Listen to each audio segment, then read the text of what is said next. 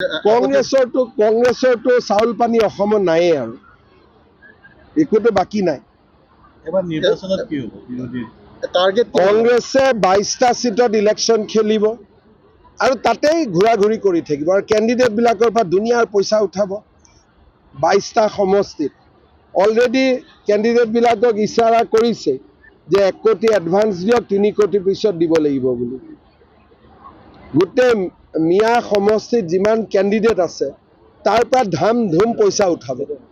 আগতে উঠাইছিল, এবাৰতো গণ্ডগোল লাগিব কংগ্ৰেছত। কোনকেইটা সমষ্টি মোক কৈ আছে নহয় মানুহবিলাকে, কেণ্ডিডেট বিলাকে কোনকেইটা সমষ্টি এই যিকেইটা 22টা সমষ্টি, সৃজনগামৰ পৰা, বাগবৰৰ পৰা, মন্দিয়াৰ পৰা, চমৰীয়াৰ পৰা, গোটেইখিনি আৰু দলগাঁৱৰ পৰা।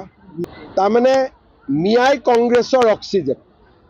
মিয়াৰ ভোটতে কংগ্ৰেছ চলে, মিয়াৰে ৰাজনীতি কৰে। আমি মিয়াৰ বহুত কাম কৰিছোঁ। মিয়া মানুহে অৰুণোদয় পাইছে, মহিলা উদ্যমিতা পাইছে, কোনো কথা নাই।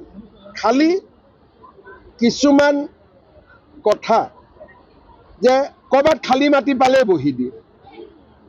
যিবিলাক বেয়া কথা মই বেয়া বুলি কওঁ, ভাল কামখিনি ভাল হ'ব।